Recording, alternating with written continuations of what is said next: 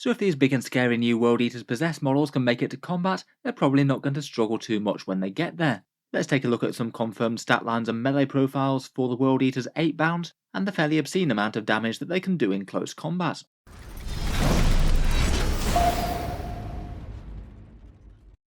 Hello and welcome back to Warspets Tactics, where this week we've been covering Games Workshop's World Eaters previews, and it seems that today they've reached the 8-bound, confirming some big questions that we had about the unit in terms of what sort of stat lines they'd get and how hard they'd hit in melee. They've given us a fair amount of stuff both for the standard 8-bound and the Exalted 8-bound, and I thought it would be fun to run some numbers as to just how much destructive damage these guys can do on the charge, both for the regular and the Exalted squad. So starting off, the standard 8-bound are a unit that Games Workshop's revealed for the new World Eaters. Their full rules will be out soon in the codex that comes out at the weekend, and their lore is they're basically World Eaters possessed with 8 different bloodletters all crammed into one human host, giving them some rather unnatural strength and martial prowess. The kit's got 3 of them in them, and you can either build the standard 8-bound or the Exalted ones, and though we'd had some rumours of their stat line and melee weapons, it's rather good to see Games Workshop confirm them officially.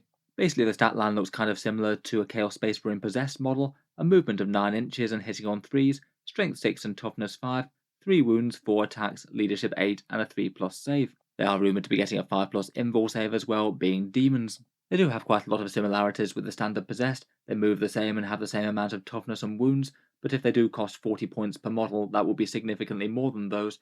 It basically looks like you're trading out extra melee damage on these guys for the better survivability per point of the standard Chaos Space Marine possessed. As we'll get onto in a second though, these guys do hit phenomenally hard in combat. We've seen a few rules teased that should be able to impact them, including those Disciples of the Red Angels rules, and of course the Blood Tithe, but maybe one of the biggest questions is whether or not the 8-bound or their Exalted form will be able to get the core keyword, as that will be helpful for certain characters propelling them forward into melee. It'll be pretty helpful to have the extra +2 inches to your movement from, say, the Juggernaut Lord or Lord Invocatus. Overall, it probably means that the challenge is to get them into combat in the first place, so you probably have to make some good use of crafty terrain and things, but when they get there, their damage output does look pretty terrifying. It looks like each one of these gets their standard loadouts to be 2 8-bound Eviscerators, Strength User, AP -3 and Damage 2, and they each give you an extra attack, propelling them all the way up to 6 attacks at base. However, when they make a charge or something, they'll usually be triggering the World Eater's Legion trait, and Games Workshop confirmed that's to be a +1 strength and +1 attack on the charge, so in theory we're getting 7 attacks at strength 7 per regular guy. I'm a little bit disappointed that they didn't show off the Sergeant weapons as well. The champion either gets something called Dual Lacerators or a 2-handed Heavy Chainglaive option, which I believe is this miniature piece seen on the Exalted one. I believe that one was the one that was rumoured to have a sweep and strike profile for fighting hordes. In any case though, if the champion copies most champions in the game, he should have an extra attack as well, doubling down on more melee with a scary combat weapon. Overall pretty terrifying, and they're also confirmed to get a turn 1 reserves rule, where if you put them in strategic reserve they can turn up on the first battle round. Would mean that they'd have a fairly unreliable charge at 9 inches, but that could be one way to get them up the board. What I really wanted to focus on today though was just how much damage they could do, both themselves and with some buffs. This one would just be assuming that the entire squad gets 2 8-bound Eviscerators, though it does sound like the Sergeant's going to be able to get something better, and according to that leaked points cost page, it doesn't cost them any more to take an upgraded weapon on the champion.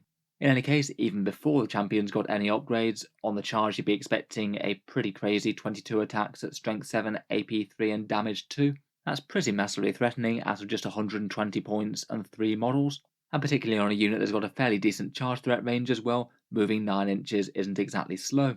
Without any further buffs, you'd expect that profile to go through around about 12 Guardsmen, 8 Space Marines, 3 Terminators, 12 wounds to a toughness 7 vehicle, but they will struggle a bit against hard targets that they're wounding on 5s, say a toughness 8 vehicle with a 5+ invul and -1 damage. They only get 3 wounds against that. Anything that's toughness 7 or below though seems to be pretty fair game. It does look like they can get a fair bit of buffs from the Blood Tithe though. Games Workshop confirmed that if you just want to go maximal on melee damage, you can unlock exploding 6s to hit army-wide, and there's also a rumoured one for a +1 to hit in combat as well, both of which will give them more meaningful damage boosts. I guess if you could have a squad hitting an enemy unit late in the game, then 3 of them would theoretically kill 18 Guardsmen, a big 12 Space Marines, 5 Terminators with a 5+ invul, 18 wounds to a toughness 7 vehicle, though still I'd say coming up a bit short against the toughness 8 targets. Admittedly, if you wanted to be better against them, you might want to select that Blood Tithe ability for the auto wounds on 6s to hit.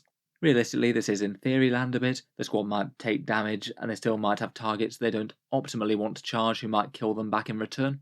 But at least on paper here, it looks like they're a unit that can easily make up their entire points cost in a single round of combat if they get into the right targets, particularly if buffed. They seem to be maximally efficient against elite infantry units like Space Marines. Just from these previews, though, I would argue that perhaps the Exalted Eightbound are perhaps looking the better of the two for their raw numbers. These guys are rumoured only to be 5 points extra at 45 points, though you can only take them in squads of 3. I feel like taking units of 5 might be a bit overkill in some situations, though it might be necessary if you're taking that army of renown with the disciples of the Red Angel, I guess. I feel like the Exalted Eightbound, at least on paper, are looking quite good at the moment. Their stat line is kind of similar to the regular Eightbound, the only raw profile change is that they hit in 2s in combat rather than 3s, but they get some seriously hefty melee gear, which means they can easily take on the very toughest enemy units, not just mid-range ones. On top of that, it also sounds like they're also going to be more durable as well. They're heavily rumoured to have a 4+ invul save rather than a 5+ one. And to be honest, that alone is probably worth the upgrade from 40 points to 45, never mind boosting melee damage as well. I still don't think that they're enormously tanky for their 45 point price tag, but 4+ invuls are really nice to have. You can just spike a bunch of saves, and these squads survive when it really should have died. In any case, for their combat profile, we can see just by the models themselves that the standard ones get a Chain Fist and an Eviscerator, and the profile for the 8-bound Chain Fist does look pretty meaty. Strength +3, AP -4, and damage 2. It'll mean that you'll be wounding those toughness 8 vehicles on a 3+, not a 5. What's more, if you have a model with 2 of them, which is rumoured to be the Sergeant loadout, then you increase the damage characteristic of the attacks by 1, so he'd be striking with damage 3. We have seen by the models as well that the Sergeant can take the heavy chain glaive, which I guess might or might not be the superior option. I'm going to guess it probably wouldn't be damage 3 though, and I think I'd be tempted by the Chain Fist if it isn't. On top of that, also heavily hinted but not confirmed by Games Workshop, is that they have an ability to induce rage and prevent fallback, which my guess would be that it might likely trigger on a 4+, similar to a few other units with that rule, like the Chaos Space Marine Warp Talons. Finally, they also showed off the Red Butcher's stratagem for 2 command points. This one came out of their battle report last week, but it is the one where you get a +1 damage for either Terminators or an 8-bound unit, and it does work on the Exalted ones. 2 CP is at least fairly pricey, but against the right target that's going to be massive. The regular Chain Fist going to damage 3 is awesome if you're fighting 3 wound infantry like Terminators, or particularly heavier targets with -1 damage.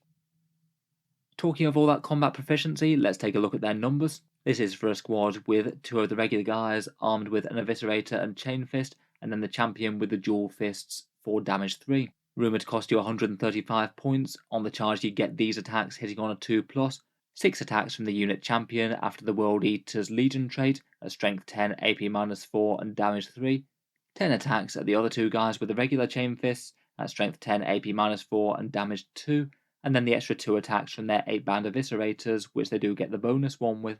Due to hitting on 2s, at least unbuffed, they basically equal or beat out the standard 8-bound by a long way. Their average numbers give them 13 dead guardsmen, 12 dead Space Marines, even with literally no other support whatsoever with those AP -4 and damage 2 profiles, 6 dead Space Marine Terminators with a champion putting in a very good shift against them. Most normal toughness 7 vehicles will be dead with 23 wounds to them, and then against a heavy target it does slacken off a bit, but still it's 9 wounds to a toughness 8 vehicle with a 5+ invul and -1 damage, a serious amount of damage going through there. And if you were fighting something that was excessively durable that you absolutely needed to die, you could probably trigger that Red Butcher's stratagem, which would put those numbers up to 14 wounds against that target. Should be a dead Plague Burst Crawler or something if you need it. They'd also get some further buffs from the Blood Tithe, maybe a little bit less than the standard 8-bound would, but still the exploding 6s to hit would be pretty handy. Out of the 2 units, I think on paper at the moment, I prefer the Exalted 8-bound, though obviously the Codex might give us a bit more details as to that. The 4+ invul makes them a bit tougher overall. Their melee damage is just great across the board with no real need to buff them unless you really want to. And even if you only have one of them left or something, it's still going to do some absolutely massive damage if you can get it to fight. I'll be interested to hear your guys' takes though. If you were thinking about running either of these, which ones would you be tempted by in the World Eater's Codex, if the rest of their datasheets do wind up fitting with all the leaks? I feel like they'd be a unit that you'd have to play kind of cagey with, definitely hide from terrain and then jump out and smash something that advances. All that melee damage isn't exactly going to be very good if they just get shot dead first. Let me know your thoughts though, and if you've enjoyed the videos on the channel then feel free to subscribe to Auspex Tactics. where I'll hopefully be getting down to a full World Eaters Codex and units review as soon as we get the full details. In the meantime, if you want to check out some more World Eaters discussion, feel free to check out the one that I made the other day about the Army of Renown and the rules that they've shown off for that. I'll link that one down in the video description. Finally, while we're on the subject of World Eaters, I thought I'd quickly mention the channel's next giveaway in March, and I thought with the advent of another Demon Primarch returning to 40k, we'd give away 5 copies of the new Angron model to supporters of the channel either on Patreon or social media. The way the channel giveaways work each month is that there's 2 different equal ways to enter. Either you can support on Patreon for any amount and help keep these videos coming, and I'll leave the link to that down in the video description. The other way to enter is to help support the channel on social media. You can do that by subscribing to the YouTube channel, liking the Facebook page, and then you actually enter yourself for the draw itself by replying to the giveaway comment that appears on the 1st of March. To enter the draw, just reply to that comment with a picture of any 40k miniature with your name and the date handwritten within the photo. The last bit is just to deter Facebook bots or spammers and make sure that the prize is won by a real hobbyist and not just someone with a bunch of fake accounts. Then I put all the entries, Patreon and Facebook, into a big pool and use a random number generator to pick out the 5 winners, announcing the results on the channel update video that appears on YouTube on the 4th of the month. That'll be the 4th of March. There'll be one in February that's announcing the results of the Iron Hands giveaway winners. That was last month's one. I'll certainly keep these coming regularly. I usually tend to do them with some big fun box sets each month. In any case, check out the links to the Patreon page or the Facebook down in the video description if you'd be interested in entering for that. So anyway, I think I'll leave that there. Looking forward to doing a full review of the World Eaters Codex when we get it, and as always an absolutely massive thank you to the channel's Patreon backers for allowing me to keep on making videos like this. It really is very appreciated. Looking forward to getting into some new World Eaters unit reviews. Hopefully we won't have all that much longer to wait now. In any case, an absolutely enormous thank you for listening, and I'll hope to see you guys next time.